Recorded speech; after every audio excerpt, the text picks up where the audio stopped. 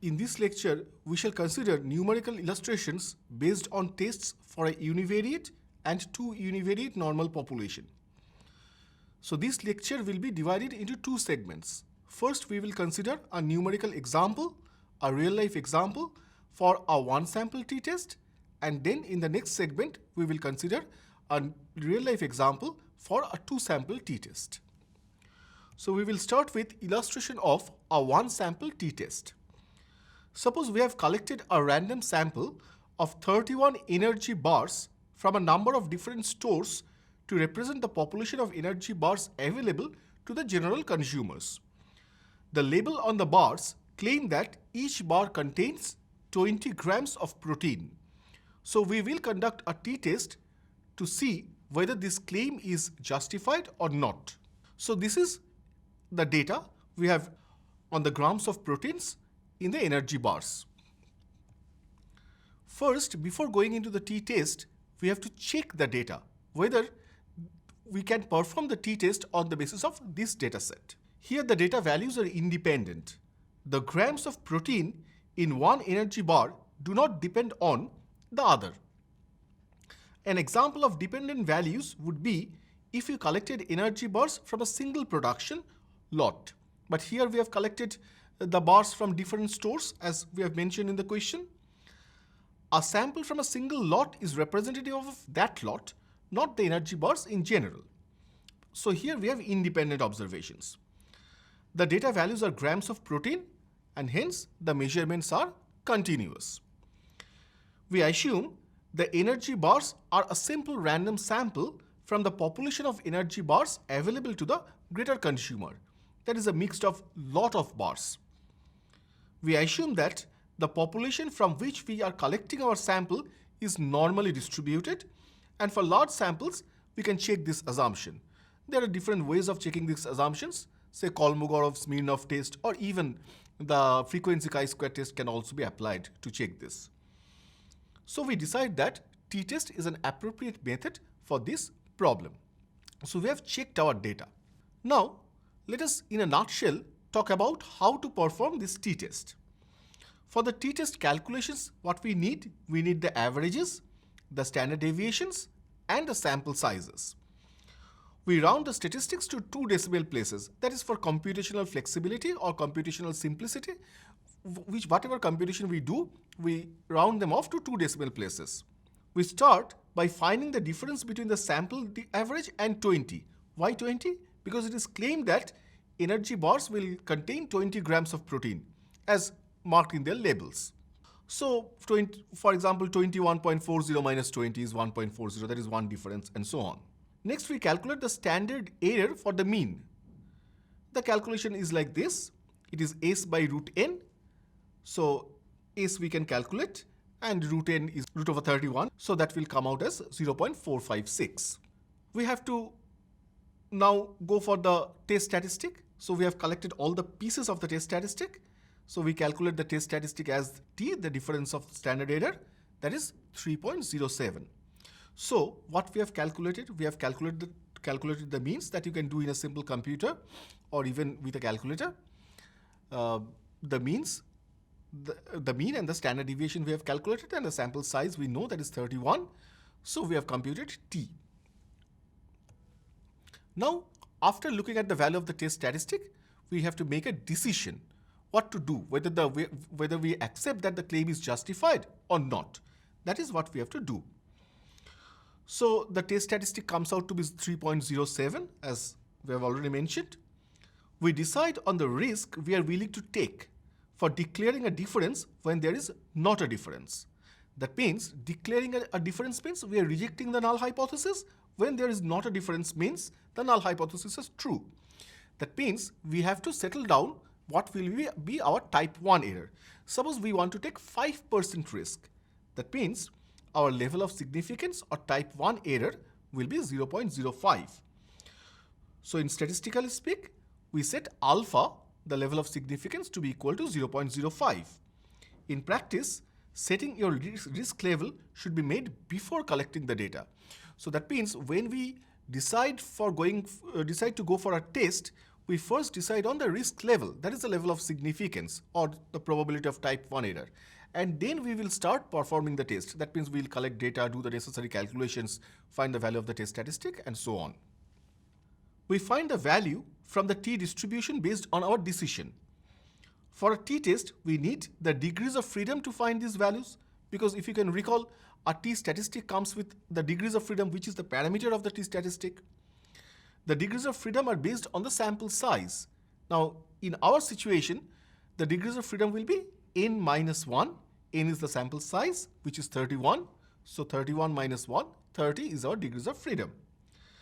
The critical value of t with alpha equals to 0.05 and 30 degrees of freedom is plus minus 2.043.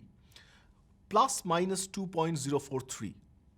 Why are we taking plus minus 2.043, not plus 2.043 or minus 2.043? Can you tell us, I am giving a hint, can you tell us the answer on the basis of the testing problem?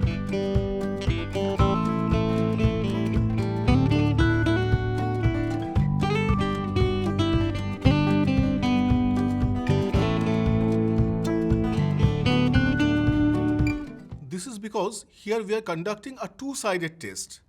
That means whether the mean protein level is 20 or not. So that is why the critical value will be plus or minus 2.043. We can find these critical values in a t-table, or in most of the softwares these values are available. We now compare the value of our test statistic with this critical value. So if you recall, the value of our test statistic was 3.07, while the critical value is plus minus 2.043. Now you see, our test statistic value is positive, so we will compare with plus 2.043. So 3.07 is obviously greater than 2.043. So we reject the null hypothesis, and that means that the mean grams of protein is equal to 20. This claim is being rejected. We make a practical conclusion that the labels are incorrect, the labels where the protein level were written. And the population mean grams of protein is more than 20. Now we come to the statistical details of what we have done so far. Our null hypothesis is that the underlying population mean is equal to 20. So we write H naught mu equals to 20. The alternative in a two-sided test like this will have the alternative that the mean is not equal to 20. So we write the alternative hypothesis as HA mu not equal to 20. This is a two-sided test, as we mentioned earlier, and can be clearly seen. We are testing if the population mean is different from 20 grams in either direction, that is more than 20 grams or less than 20 grams. If we can reject the null hypothesis that the mean is equal to 20 grams, then we make a practical conclusion that the labels for the bars are incorrect. If we cannot reject the null hypothesis, then it will mean that the labels of the bars may be correct. We calculate the average for the sample and then calculate the difference of the sample mean from the population mean, that is x bar minus mu. And we calculate the standard error as S by square root of n. The test statistic formula we already know, that is square root of n into x bar minus mu naught, that is the specified value of mu, which is 20 in this situation, by S, the standard deviation of the sample observations. And we denote it by capital T say. We compare the test statistic to a t value of our choice of alpha and the degrees of freedom for our data, and using the energy bar data as an example, we set alpha equals to 0.05. The degrees of freedom are based on the sample size and calculated as n minus 1, which is 30. Normally, the statisticians write the t value with alpha 0.05 and 30 degrees of freedom as t 0.05, 30, the way it has been shown in the slide. The t value for a t-sided test with alpha 0.05 and 30 degrees of freedom, as we have already seen, it is plus minus 2.042. Two-sided test, so plus minus. Now, there may be two possible results from our comparison. the test statistic is less extreme than the critical t-values. Less extreme than the critical t-values will mean the test statistic is not less than minus 2.042 or not greater than plus 2.042. That means it may lie between minus 2.042 and plus 2.042. In this sense, the test statistic is not significant or it does not take an extreme value. You fail to reject the null hypothesis in this situation that the mean is equal to the specified value. In our example, you would be unable to conclude that the level for the protein bars should be changed because you now accept the null hypothesis. That means you do not have the evidence that the mean protein level is either much more than 20 or much less than 20. So we cannot say that the labels are to be replaced.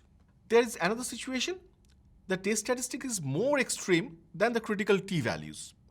That means that either the test statistic is less than minus 2.042 or more than plus 2.042. In this situation, you reject the null hypothesis that the mean is equal to the specified value 20. And in our example, we conclude that either the labels should be updated or the production process should be improved to produce on average bars with 20 grams of protein. So that means in two ways we can look at it. We can, if the production process is given, that means we do not have option to change the production process, then the labels are to be updated if we reject the null hypothesis.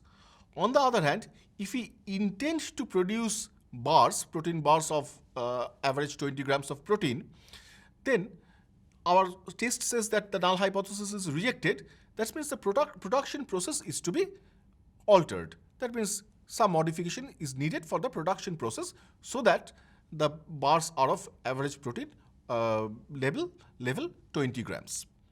So you can see that this is a very interesting application of one sample t-test, and here we are actually dealing with a real life problem. So many such real life problems can be solved by testing of hypothesis. Now we will go to the next segment of our study, that is the illustration of two sample t-test. Let us take with a real life example. One way to measure a person's fitness is to measure their body fat percentage. Average body fat percentage vary by age. According to some guidelines, the normal range for men, it will be 15 to 20%, and for females, it will be 20 to 25%. It is by some guideline, by some health guideline. Our sample data is from a group of men and women who did workouts at a gym 3 times a week for a year. Then the trainer measured the body fat for men as well as for females separately. So here we have two populations, mind you. So this is the data. We have men and we have females, and body fat percentages are given. Now, if you can recall two sample t-tests properly, is it necessary that the number of observations in the two samples will be same? If you look at the slide, here the number of observations are different. There are more observations for men than females or women. So is it necessary that for a two sample t-test, the sample sizes should have the equal number of observations?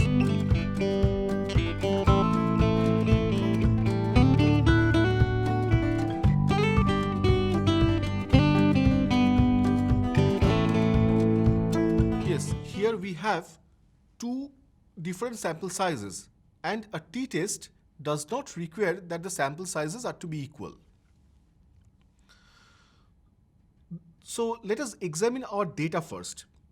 We can clearly see some overlap in the body fat measurements for the men and women in our sample, but there are some differences as well. Just by looking at the data, it is very difficult to draw any solid conclusion about whether the underlying populations of men and women at the gym have the same level of body fat.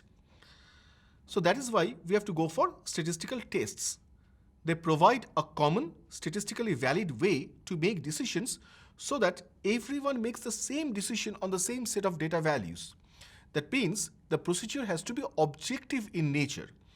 Not that by looking at the data, I will conclude something and E will conclude in a different manner. But both of us, if we go for statistical tests, then we will arrive at the same conclusion. So that is why we follow an objective method. The data values are independent.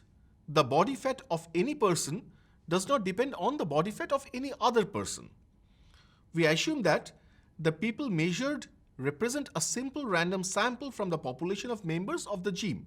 Random sample is a necessary, so we will assume that the data obtained is from a random sample observations.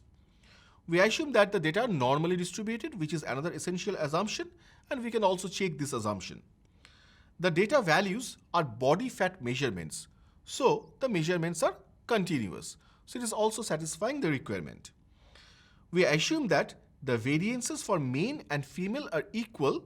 That is, we assume that the homoscedasticity assumption is satisfied. The next question is, how will we perform this test? From the table, you can see that we have calculated the averages and the standard deviations of male and female separately, and the sample sizes are 10 and 13 respectively for women and men. Without doing any testing, we can see that the averages for men and women in our samples are not same. But how different they are? Are they so much different that we can say that the populations are also different in terms of their means? Or they're not so different? That we have to decide by the t-test that we will be performing. Are the averages close enough for us to conclude that the mean body fat is same for the larger population of men and women at the gym? Or the averages are too different for us to make this conclusion? That we have to decide on by performing the test. Let's go into the computations. The calculations begin with finding the difference between the two averages. We have already seen the two averages. Their difference comes out to be 7.34. This difference in our sample estimates the difference between the population means of the two groups. The actual difference in the means is estimated by this value 7.34. Next, we calculate the pooled standard deviation. But before calculating the pooled standard deviation, we will calculate the pooled variance, which is S square. We already know the formula. It is N1 minus 1 into S1 square plus N2 minus 1 into S2 square.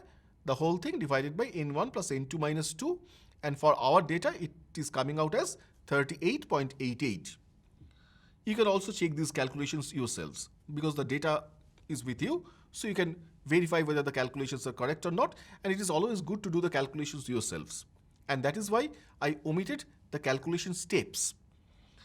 Next, we take the square root of this pooled variance to get the pooled standard deviation, and that comes out as 6.24. We now have all the pieces for our test statistic. The test statistic requires the sample means, the sample variances, the pooled variance and the pooled standard deviation, and then the sample sizes. So we have all these informations.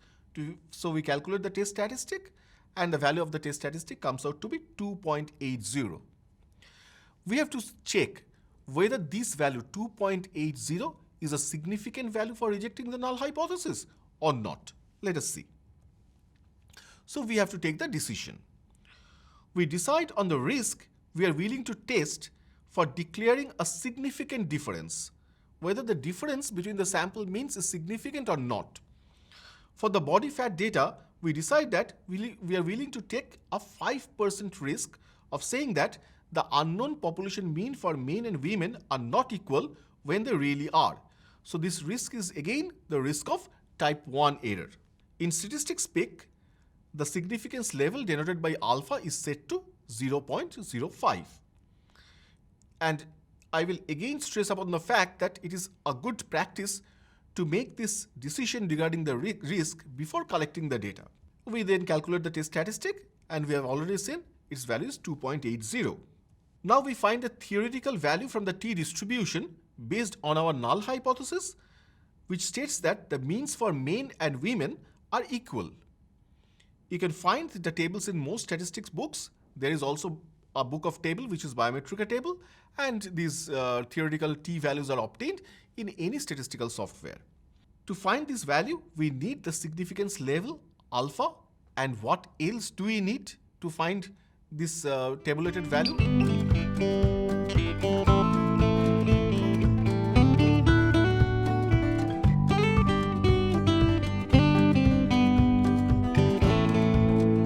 So apart from the level of significance alpha, for finding the tabulated value or the theoretical value, we also need the degrees of freedom.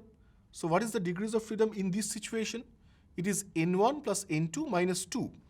So that is 10 plus 13 minus 2, which comes out as 21. We compare the value of our test statistic, which is 2.80, to the t-value. The t-value is 2.08. Since 2.80 is greater than 2.08, we reject the null hypothesis that the mean body fat for men and women are equal and conclude that we have evidence that body fat in the population is different between men and women because our t-value is more than the critical value. We now go to the statistical details of this test. A null hypothesis is that the underlying population means are same. So we write the null hypothesis as H naught mu1 equals to mu2, where mu1 is the body fat average for men and mu2 is that for females. The alternative hypothesis is that the means are not equal. So we write it as H1 mu1 not equal to mu2. We calculate the average for each group and then calculate the difference between the two averages. We calculate the pooled standard deviation, and that will require the standard deviation or the variance of each group, and this pooled standard deviation is calculated by the formula which is shown on your screen. Now the question is, what if your sample size for the two groups are same? There is no problem with it. Actually speaking, the computational labor will be reduced if the two sample sizes are same. That is, n1 is equal to n2. And if suppose we say n1 is equal to n2 is equal to some n, then what will be the pooled mean? It will be nothing but the average of the variances of the two groups. The pooled variance will be nothing but the average of the two variances. You see, n1 minus 1 into s1 square plus n2 minus 1 into s2 square by n1 plus n2 minus 2. This was our formula. Now replace n1 by n, replace n2 by n. So in the numerator you'll have n minus 1 into s1 square plus n minus 1 into s2 square. And in the denominator we'll have 2n minus 2. So it will be the simple average of the two variances. So even if the sample sizes are equal, actually we should be delighted of the fact that our computational labor will be reduced. So in this case, the test statistic is, as we know, x1 bar minus x2 bar in the numerator, and in the denominator is the pooled standard deviation into square root of 1 by n1 plus 1 by n2. We then compare the test statistic 2 of t value with our chosen alpha value and the degree of freedom for the data. Using the body fat data as our example, we set alpha equals to 0.05. The degrees of freedom on the basis of the sample sizes is 21. The formula shows that the sample size for the first group as n1 and the second group as n2. The statisticians write t value with alpha equals to 0.05 and 21 degrees of freedom as t 0.05, 21. This is the standard notation. We can find from the table that the t value with alpha equals to 0.05 and 21 degrees of freedom is 0.080. Now, there are two possibilities from this comparison. The first possibility is this: the test statistic is lower than the t value. Then we fail to reject the null hypothesis of equal means. You conclude that the data support the assumption that the men and women have the same body average fat, same body fat on an average. What is the next possibility? The test statistic is higher than the t value, what we had in our example. We then reject the hypothesis of equal means, and we do not conclude that the men and women have the same average body fat. So there are two types of conclusions may be done depending on the value of the test statistic and its comparison with the tabulated t value. So what we learned in this section is that how one sample t-test and two sample t-test can be used in real life situations.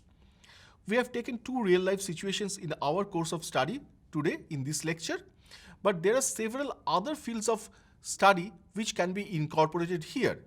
T-test may be applied to a wide range of data, not only this type of data for body fat or protein level, that is the health statistics. We can apply this data in social sciences, in biological sciences, even in biotechnological fields, and also in commerce and accountancy. So whenever we study these testing problems, we have to think of possible applications.